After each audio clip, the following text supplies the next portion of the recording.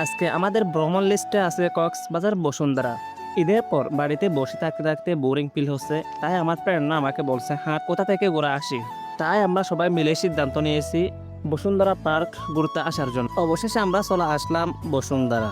এখন আমরা চলে যাচ্ছি টিকিট কাউন্টারের দিকে টিকিট সংগ্রহ করার জন্য। ঈদের আগে জনপ্রতি 30 টাকা করে টিকিট ছিল, এখন ঈদের মৌসুম তাই জনপ্রতি 50 টাকা করে দিয়েছে। আমরা টিকিট সংগ্রহ করে ফেললাম। এখন একজনের হাতে একটা একটা ধরিয়ে দিয়েছি জন্নতের টিকিট।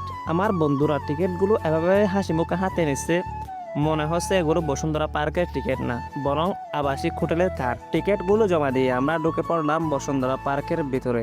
আর যেহেতু 50 টাকার টিকিট হারিয়ে ওরে গইলি, এখন আর তিন বসুন্ধরা পার্কের ভিতরে হন্নম মাঝে কি আছে নাই কোন হান মারি সাইবার ফালা।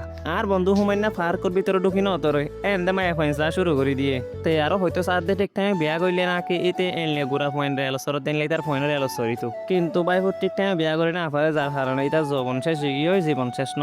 পার্কে মানুষ যায় এনজয় করতে, কিন্তু আমরা পার্কে গিয়ে আমাদের অনেক খারাপ লাগছে। কেন জানেন? আমরা যেদিকে তাকাই সেদিকে কাপল, সেদিকে জোড়া জোড়া। তাই বসুন্ধরা পার্কে এসে একটা জিনিস অভিজ্ঞতা অর্জন করতে পারলাম, সেটা হচ্ছে এখানে কেউ ঘুরতে আসে না, সবাই নিজ নিজ পাখি নিয়ে ডেটে আসে। 50 টাকা টিকিট হারি বসুন্ধরা পার্কের ভিতরে ঢুকিও রে সাইবল্লাই আহামরি নিলে কিছু নাই, শুধু মায়া ফাইন গুণ বাড়ে যে কে যা ইকে মায়া ফাইন উদে যে কে যা একে মায়া ফাইন দিলে বলে ওরা ঠেঙাড়ে না পারে। কিন্তু দুঃখের বিষয় দেখি আর পর্যায় ফাইন হুমাইন না তারা বেগুন দেখি অসহায় সিঙ্গেল দরিদ্র মিসকিন ফুইট উগ্র মায়া ফাইন তারা না পার এনকি বিয়া করে বললো তো না পার দে।